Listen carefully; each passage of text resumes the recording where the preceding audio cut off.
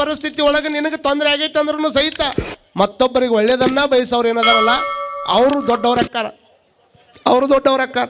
ಸಂತ ನಾಮದೇವ್ ಅವರು ಒಂದು ದಿವಸ ಹಿಂಗೆ ಕುಂತಿದ್ರು. ಕುಂತಂಥ ಟೈಮ್ದೊಳಗೆ ಆ ನಾಮದೇವ್ರಿಗೆ ಒಬ್ಬರು ಯಾರೋ ಹೋಳಿಗೆ ತಂದು ಕೊಟ್ಟರು. ಪುರಾಣಪೋಳಿ ಅಂತಾರೆ ಮರಾಠಿ ಒಳಗೆ. ಹೋಳಿಗೆ ತಂದು ಕೊಟ್ರಲ್ಲ, ಹೋಳಿಗೆ ತಿನ್ಬೇಕನ್ನುವಂಥ ಟೈಮ್ದೊಳಗೆ ಅಲ್ಲಿ ಯಾರೋ ತುಪ್ಪ ತಂದು ಕೊಟ್ಟಿದ್ರು.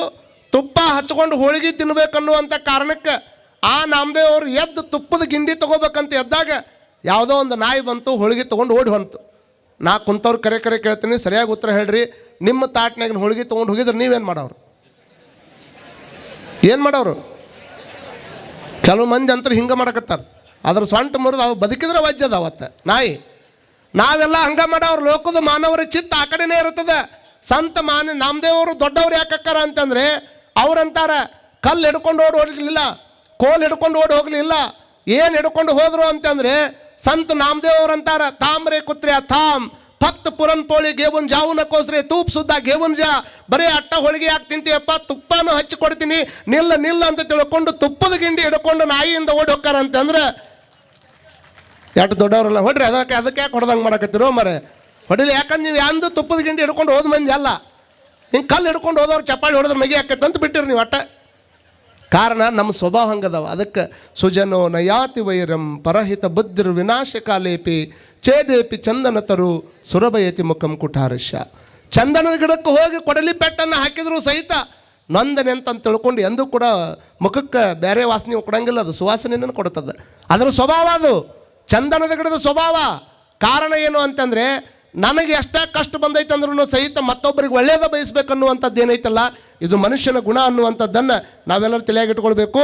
ಮನದಲ್ಲಿ ಕೋಪವನ್ನು ತಾಳಲಾರದೆ ನೀ ಮತ್ತೊಬ್ಬರ ಮೇಲೆ ಸಿಟ್ಟು ಪಟ್ಟು ಅವ್ರಿಗೇನಾದ್ರೂ ಆಗಲಿ ಅಂತ ತಿಳ್ಕೊಂಡು ಅವ್ರಿಗೆ ಕೆಟ್ಟದ್ದು ಬಯಸಕ್ಕೆ ಹೋದ್ರೆ ನಿನ್ನ ಸೆಲ್ಫಿ ತೊಗೊಂಡು ನೀನ ಬೆಂಕಿ ಹಾರದಂಗೆ ಆಕೈತೆ ಅನ್ನುವಂಥದ್ದು ನಾವು ಸತ್ಯ ತಿಳ್ಕೊಬೇಕಾಕೈತಿ.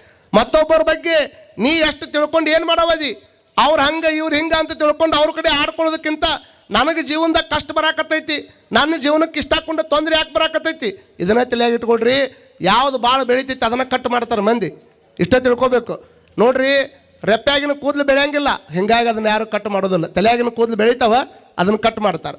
ಉಗುರು ಬೆಳಿತೈತಿ, ಅದನ್ನು ಕಟ್ ಮಾಡ್ತಾರೆ. ಬಟ್ ಕಟ್ ಮಾಡಿದವ್ರು ಯಾರು ಅದಾರ ಭೂಮಿ ಮೇಲೆ, ಇಷ್ಟ ತಿಳ್ಕೊಬೇಕು ನೀವು. ಭಾಳ ಮಂದಿ ತೊಂದರೆ ಕೊಡಾಕತ್ತದ ಅಂತಂದ್ರೆ ತೊಂದರೆ ಯಾರಿಗೆ ಕೊಡ್ತಾರ, ಯಾವುದು ಬೆಳೆಯಾಕತ್ತೈತಿ ಅದಕ್ಕೆ ಭಾಳ ತೊಂದರೆ ಕೊಡ್ತಾರೆ. ಒಂದು ದಿವಸ ಕೋಳಿಯನ್ನು ಕಟ್ ಮಾಡುವಂಥ ಚಾಕು ಕೋಳಿ ಕೇಳ್ತಂತ. ಯಾರಿಗೆ? ಕೋಳಿ ಕಟ್ ಮಾಡುವಂಥ ಚಾಕು ಕೋಳಿ ಕೇಳ್ತು. ನೀ ಯಾರಿಗೂ ಕಡ್ದಿಲ್ಲ, ಯಾರಿಗೂ ಏನು ಮಾಡಿಲ್ಲ, ಆದರೂ ಸಹಿತ ಮಂದಿ ನೀನು ಚಾಕುನ ಹಾಕ್ತಾರಲ್ಲ, ಯಾಕೆ ಕೂದಲಿಗೆ ಕಟ್ ಮಾಡ್ತಾರೆ ನಿಂದು ಅಂತ ಕೇಳಿದ್ರೆ ಕೋಳಿ ಒಂದು ಚಲೋ ಮಾತು ಹೇಳ್ತು. ನಾ ಯಾರಿಗೂ ಕಡ್ದಿಲ್ಲ, ಯಾರ್ದಾರು ತಿಪ್ಪ್ಯಾಗ ತುಂಬ್ಕೊಂಡ್ಬಂದು ಸಾಕಿದ ಮಾಲಕ್ಕೆ ಒಂದು ತತ್ತಿ ಕೊಟ್ಟಿನಿ ಹೊರತಾಗಿ ನಾ ಯಾರಿಗೂ ಕಡ್ದಿಲ್ಲ, ಯಾರಿಗೂ ಮೋಸ ಮಾಡಿಲ್ಲ. ಆದರೂ ನನಗೆ ಯಾಕೆ ಮಂದಿ ಚಾಕು ಹಾಕೈತೆ ಅಂದ್ರೆ ನಾನು ಮಾಡಿದ್ದು ಒಂದೇ ಕೆಲಸ, ನೆಶಿನಾಗ ಎದ್ದು ಮಂದಿ ಎಬ್ಸಿನಿ. ನಾನು ತಿಳಿದೈತಿ, ನೆಶಿನಾಗ ಎದ್ದು ನಾ ಮಂದಿ ಎಬ್ಸಿನಿ. ಯಾರು ಎಚ್ಚರ ಮಾಡ್ತಾರ ಅವ್ರು ಚಾಕು ಇಟ್ಟವ್ರ ಇವ್ರು ಮಂದಿ ಕೆಲಸ ಅಂತ ತಿಳ್ಕೊಂಡು ಕೋಳಿ ತನ್ನ ಮನಗಿನ ಮಾತು ಹೊರಗೆ ಹಾಕ್ತೈತಿ ಅಂತಂದ್ರೆ ಯಾರು ಎಬ್ಸ್ತಾರ, ಯಾರು ಬೆಳಿತಾರ ಅವ್ರಿಗೆ ಚಾಕು ಹಾಕವ್ರ, ಅವ್ರು ಕಟ್ ಮಾಡವ್ರ. ಯಾವುದಾದ್ರೂ ಒಂದು ಕಲ್ಲು ಗಿಡಕ್ಕೆ ಹೊಡಿತಾರಪ್ಪ ಅಂದ್ರೆ ಜಾಲಿ ಗಿಡಕ್ಕೆ ಹೊಡಿತಾರಂತ ಮಾಡ್ರಿ ನೀವು. ಜಾಲಿ ಗಿಡಕ್ಕೆ ಕಲ್ಲು ಬೀಳಂಗಿಲ್ಲ. ಸುಂದರವಾಗಿ ಮೈ ತುಂಬ ಹಣ್ಣು ತುಂಬ್ಕೊಂಡಿರ್ತಕ್ಕಂಥ ಮಾವಿನ ಗಿಡಕ್ಕನೇ ಕಲ್ಲು ಬೀಳ್ತೈತೆ ಹೊರತಾಗಿ ಜಾಲಿ ಗಿಡಕ್ಕೆ ಯಾರೂ ಕಲ್ಲು ಒಗ್ಯಂಗಿಲ್ಲ. ನನಗೆ ಕಲ್ಲು ಬೀಳಾಕತ್ತವ ಅಂತಂದ್ರೆ ನನಗೆ ಯಾರಾದರೂ ಕಲ್ಲು ಒಗ್ಯಾಕತ್ತಾರ, ನಿಂದನೆಯ ಕಲ್ಲುಗಳನ್ನು ಒಗ್ಯಾಕತ್ತಾರ ಅಂದರೆ ಆ ಕಲ್ಲುಗಳಿಂದ ಜರ್ಜರಿತರಾಗಬಾರದು. ಆ ಕಲ್ಲುಗಳನ್ನು ಆಯ್ದಿಟ್ಕೊಂಡು, ನಿಂದನೆ ಅನ್ನುವಂಥ ಕಲ್ಲುಗಳನ್ನು ಆಯ್ದಿಟ್ಕೊಂಡು ನೀನು ಮನೆ ಕಟ್ಟಬೇಕಾದ್ರೆ ಆ ಕಲ್ಲುಗಳನ್ನು ಬುನಾದಿಗೆ ಹಾಕಿ ಅದ್ರ ಮೇಲೆ ಮನೆ ಕಟ್ಟಿ ಯಾವ ಒಗದಾನ ಅವನ್ನ ಕರ್ಕೊಂಡು ಬಂದು ಆ ಮನೆ ಉದ್ಘಾಟನೆ ಮಾಡುವಷ್ಟು ಮಟ್ಟಿಗೆ ನಮ್ಮ ಹಠವನ್ನು ನಾವು ಜಳ್ಕೊಂಡು ಮಾಡ್ಕೊಂಡು ಹೋದ್ರೆ ನಾವು ದೊಡ್ಡವ್ರಕ್ಕೆ. ಅದಕ್ಕೆ ಅವ್ರ ಅಕ್ಕ ಹೇಳ್ತಾಳ, ಲೋಕದಲ್ಲಿ ಹುಟ್ಟಿರ್ದ ಬಳಿಕ ಸ್ತುತಿನಿಂದೆಗಳು ಬಂದಡೆ ಸಮಾಧಾನಿಯಾಗಿರಬೇಕಲ್ಲದೆ ಕೋಪವ ತಾಳಬಾರದು ಅಂತ. ಹಾಗಾಗಿ ಅಕ್ಕಮಾದೇವಿ ತಾಯಿ ಹೇಳೋ ಹಂಗೆ ನಮ್ಮ ಜೀವನದಲ್ಲಿ ಬೇಕಾದಷ್ಟು ಕಷ್ಟ ಬಂದ್ರೂ ಸಹಿತ ನಾವು ಭಾಳಷ್ಟು ವಿಚಾರ ಮಾಡ್ಕೋಬೇಕು. ಏನು ಮಾಡ್ಕೋಬೇಕು ಅಂತಂದರೆ ಸಹನೆ ಅನ್ನುವಂಥದ್ದು ಭಾಳಷ್ಟು ಅವಶ್ಯ. ಮನೆಯೊಳಗಿರಲಿ ಮತ್ತೊಂದು ಕಡೆ ಇರಲಿ, ಸಹನ ಅನ್ನುವಂಥದ್ದು ಭಾಳಷ್ಟು ಇದರಿಂದ ಇರ್ತದೆ. ಒಂದು ಹೋಗಿ ಜೇನು ನೊಣ ಕೇಳ್ರಿ ಗೊತ್ತಾಗ್ತದೆ. ಜೇನು ನೊಣ ಚಲೋ ತುಪ್ಪ ರೆಡಿ ಮಾಡಿ ಇಟ್ಟಿರ್ತದೆ. ಚಲೋ ತುಪ್ಪ ರೆಡಿ ಮಾಡಿಟ್ಟಂತಹ ಟೈಮ್ದೊಳಗೆ ಜೇನು ನೊಣಕ್ಕೆ ಯಾರೋ ಹೊಕ್ಕಾರ ತುಪ್ಪ ಬಿಡಿಸ್ಕೊಂಬರ್ತಾರೆ, ತುಪ್ಪ ತಗೊಂಬಂದು ಕುಂತು ಬಿಡ್ತಾರೆ. ಮನುಷ್ಯನ ಕೆಲಸ ಇಷ್ಟ, ತಾ ಯಾವುದೂ ತ್ರಾಸ ಪಡಂಗಿಲ್ಲ. ಅವ ಯಾವ್ದು ಇಟ್ಟಿರ್ತದ ಅದನ್ನು ತೆಗೆದುಕೊಂಡು ಹೋಗಿ ಬಂದ್ಬಿಡ್ತಾನೆ. ಹಿಂಗೆ ಇಟ್ಕೊಂಡು ತೊಗೊಂಬರುವಂಥ ಟೈಮ್ದೊಳಗೆ ಅವಾಗ ಗಿಡ ಕೇಳ್ತದಕ್ಕೆ, ಅಲ್ಲ ಎಲ್ಲ ಮಂದಿ ಇಟ್ಟು ತುಪ್ಪವನ್ನು ಕದ್ಕೊಂತ ಹೊಕ್ಕಾರ, ನಿನಗೆ ಕಡಿ ಅಂತ ತಾಕತ್ತು ಕೊಟ್ಟನು ಭಗವಂತ. ಆದರೂ ಸಹಿತ ನಾನಾ ಥರದ ಅಲಂಕಾರ ಮಾಡ್ಕೊಂಡ್ಬಂದು ನಿನ್ನ ತುಪ್ಪ ಕದ್ಕೊಂಡು ಹೊಕ್ಕಾನಲ್ಲ, ನಿನಗೇನು ಕೆಟ್ಟ ಅನಿಸೋದಿಲ್ಲ, ಹಿಂಗೆ ಕೆಟ್ಟ ಅನಿಸೋದಿಲ್ಲ ಅಂತ ಅಂದಾಗ ಅವಾಗ ಜೇನು ನೊಣ ಹೇಳ್ತಾವ, ಏನು ಹೇಳ್ತಾವ ಅಂತಂದ್ರೆ, ನೋಡು ನಾನು ಇಟ್ಟು ತುಪ್ಪವನ್ನು ಕದಿಯುವಂಥ ತಾಕತ್ತು ಮನುಷ್ಯ ಕೊಟ್ಟಾನ, ಬಟ್ ಹೊಳ್ಳಿ ತುಪ್ಪ ರೆಡಿ ಮಾಡುವಂಥ ಕಲಾ ಭಗವಂತ ನನಗಿಟ್ಟಾನ, ಇದಕ್ಕಿಂತ ದೊಡ್ಡದು ಇನ್ನೇನು ಬೇಕಂತ ಜೇನು ನೊಣ ಹೇಳ್ತಾವೆ. ಕೋಗಿಲೆಯನ್ನು ಕಂಡಾಗ ಭಾಳಷ್ಟು ಮಂದಿ ಖುಷಿ ಪಡ್ತಾರೆ, ಕೋಗಿಲೆಯನ್ನು ಕಂಡಾಗ ಅದು ಕೂಗಿದಾಗ ಭಾಳಷ್ಟು ಮಂದಿ ಆನಂದ ಪಡ್ತಾರೆ. ಕಾಗಿ ಕಂಡಾಗ ಯಾರು ಖುಷಿ ಪಡ್ತಾರೆ? ಅದು ಬಂದು ನಿಮಗೊಂದಷ್ಟು ಮುಟ್ಟು ಹೋತಂದ್ರೆ ಮತ್ತೆ ಚಲೋ ಮಾಡ್ತಾರೆ, ನಮ್ದು ಏನು ಆಕೈತೆ ನೋಡ್ರಿ ಅಂತ ವಿಚಾರ ಮಾಡ್ಕೊಳ್ರಿ. ಕಾಗೆ ಅದರ ದನಿ ಕರ್ಕಶ, ಭಗವಂತ ಚಲೋ ಸುಂದರ ಬಣ್ಣನ ಕೊಟ್ಟನ, ಬಣ್ಣನೂ ಕೊಡಲಿಲ್ಲ. ಚಲೋ ಕಂಠನರ ಕೊಟ್ಟನ, ಚಲೋ ಕಂಠನೂ ಕೊಡಲಿಲ್ಲ. ಬಣ್ಣನೂ ಕೊಟ್ಟಿಲ್ಲ, ಕಂಠನೂ ಕೊಟ್ಟಿಲ್ಲ.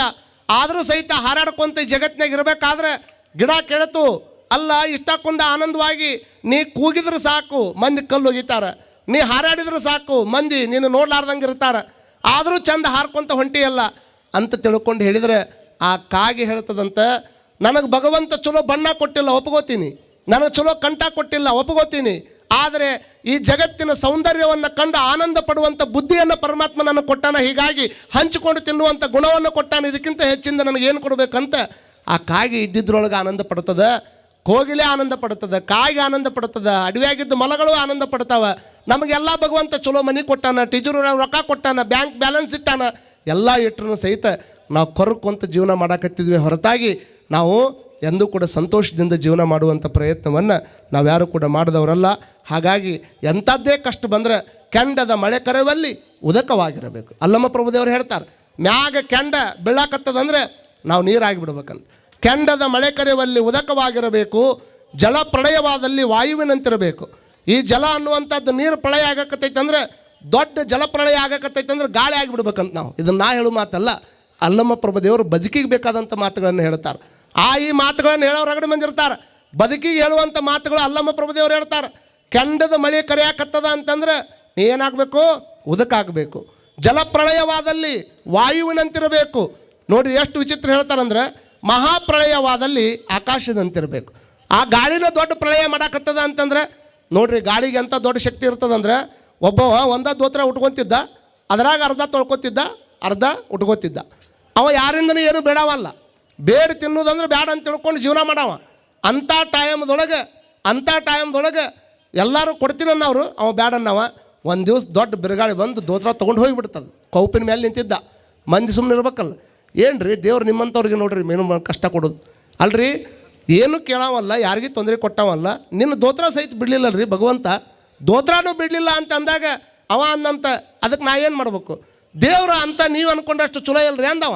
ಅವಾಗ ಅವ ದೋತ್ರ ಹೋದವಂದಂತ, ನೀ ತಿಳ್ಕೊಂಡಿದ್ದು ಹಿಂಗೆ ತಿಳ್ಕೊಂಡಿಪ್ಪ, ನಾ ಹೆಂಗೆ ತಿಳ್ಕೊಂಡಿನಂದ್ರೆ ದೋತ್ರ ತೊಗೊಂಡು ಹೋದ ಅಂತ ತಿಳ್ಕೊಂಡು ನೀನು ಅವ್ನು ಬೇಯಾಕತ್ತೀಯಲ್ಲ, ನಾನು ಅವ್ನು ಸ್ಮರಣ ಮಾಡ್ತೀನಿ. ಯಾಕಂದರೆ ಬಿರುಗಾಳಿಗೆ ಅಂತ ತಾಕತ್ತೈತೆ ಅಂದ್ರೆ ದೊಡ್ಡ ದೊಡ್ಡ ಕಟ್ಟಡವನ್ನು ಉಳಿಸುವಂಥ ತಾಕತ್ತೈತಿ. ಬರೀ ನನ್ನ ಮೈ ಮೇಲಿರುವಂಥ ದೋತ್ರ ಅಟ್ಟ ಹೋದಾನ, ನಾನು ಇನ್ನೂ ಭೂಮಿ ಮೇಲೆ ಜೀವಂತ ಇಟ್ಟಾನಲ್ಲ, ಅದಕ್ಕೆ ನಾನು ಅವನು ಪರಮಾತ್ಮನ ಸ್ಮರಣೆ ಮಾಡ್ತೀನಿ ಅಂದವ. ನೋಡುವಂಥ ರೀತಿ ಏನೈತಿಲ್ಲ ಹಂಗಿರ್ಬೇಕಾಗ್ತದೆ. ಜಲಪ್ರಳಯವಾದಲ್ಲಿ ನಾವು ಆಕಾಶದಂತಿರಬೇಕು, ವಾಯುವಿನಂತಿರಬೇಕು. ವಾಯು ಪ್ರಳಯವಾದಲ್ಲಿ ಆಕಾಶದಂತಿರಬೇಕು. ಮತ್ತು ಆಕಾಶನ ಪ್ರಳಯ ಆಗಿಬಿಡ್ತಂದ್ರೆ ತಾನು ಬಿಟ್ಟಿರಬೇಕು, ಜಗತ್ತಿನೊಳಗೆ ತಾನು ಲಿಂಗೈಕ್ಯನಾಗಿರಬೇಕು ಅನ್ನುವಂಥ ಮಾತನ್ನು ಅವ್ರು ಹೇಳ್ತಾಳೆ. ಕಿಡಿ ಕೆದರಿದಡೆ ನನಗೆ ಹಸಿವು ತೃಷಿ ಅಡಿಗಿತ್ತೆಂಬೆನು. ಅಕ್ಕಮಾದೇವಿ ಹೇಳ್ತಾಳೆ, ವಚನದಾಗಿಂತ ಅದಿಲ್ಲ ಅನ್ನಂಗಿಲ್ಲ, ಎಲ್ಲದ್ರಾಗೂ ಅದ್ಭುತವಾದಂಥ ತತ್ವ ಇಟ್ಟಾರೆ, ನಮ್ಮ ಬದುಕಿಗೆ ಬೇಕಾಗಿರುವಂಥ ಮೌಲ್ಯ ಇಟ್ಟಾರೆ. ಆದ್ರೆ ಓದುವಂಥ ಪ್ರಯತ್ನವನ್ನು ನಾವು ಯಾರೂ ಮಾಡೋಂಗಿಲ್ಲ. ಕಿಡಿ ಕೆದರಿ ಹೊಟ್ಟೆ ಒಳಗೆ ಬೆಂಕಿ ಕಾಡ್ದಂಗೆ ಕಾಡಕತ್ತೈತೆ ಅಂದ್ರೆ ಏನು ಉಣ್ಣಾಕ ಹಸಿವು ಆಗ್ತದಲ್ಲ, ಆ ಹಸಿವು ತೃಷಿ ಅಡಿಗೆ ಹೋಯ್ತು ಅಂತ ತಿಳ್ಕೊತೀನಿ. ಮ್ಯಾಗ ಹೇಳ್ತಾಳಕ್ಕ ತಾಯಿ, ಎಷ್ಟು ಚಲೋ ಹೇಳ್ತಾಳೆ ಅಂತಂದ್ರೆ, ಮ್ಯಾಗಿರತಕ್ಕಂಥ ಮುಗಿಲು ಹರಿದು ಬಿದ್ದಡೆ ನನಗೆ ಮಹಾಮಜ್ಜನವಾಯಿತೆಂಬೆನು. ಮುಗಿಲು ಹರಿದು ತೆಳಗೆ ಬಿದ್ದೈತಂದ್ರೆ ನನಗೆ ಮಹಾಮಜ್ಜನ ಆಗೈತೆ ಅಂತ ತಿಳ್ಕೊತೀನಿ. ದೊಡ್ಡ ಗುಡ್ಡೆಲ್ಲ ಮೈ ಮೇಲೆ ಬಿದ್ದಾವಂದ್ರೆ ಪುಷ್ಪ ವೃಷ್ಟಿ ಆಗೈತೆ ಅಂತ ತಿಳ್ಕೊತೀನಿ. ಎನ್ನ ಶಿರ ಹರಿದು ತೆಳಗೆ ಬಿದ್ದಡೆ ಚನ್ನ ಮಲ್ಲಿಕಾರ್ಜುನ ಎನ್ನ ಪ್ರಾಣ ನಿನಗೆ ಅರ್ಪಿತವಾಯಿತೆಂಬೆನು ಅನ್ನುವಂಥ ಮಾತನ್ನು ಅಕ್ಕಮಾದೇವಿ ತಾಯಿ ಹೇಳ್ತಾಳಲ್ಲ, ಇಂಥವೆಲ್ಲ ಹೇಳಿದ್ದನ್ನು ಕೇಳಿದಾಗ ಮನಸ್ಸಿಗೆ ಆತ್ಮಸ್ಥೈರ್ಯ ಬರ್ತದೆ. ಸಣ್ಣ ಪುಟ್ಟ ಘಟನೆಗಳಿಗೆ ಉರುಳು ಹಾಕ್ಕೊಂಡು ಎಷ್ಟೋ ಮಂದಿ ಹಗ್ಗಕ್ಕೆ ನೇಣು ಕೊಟ್ಟು ಏನಾದರೂ ಸರ್ಕಾರದವ್ರು ಸಾಲ ಮನ್ನಾ ಮಾಡಲಿಲ್ಲ, ಸಾಲ ಭಾಳ ಆಗೈತಿ.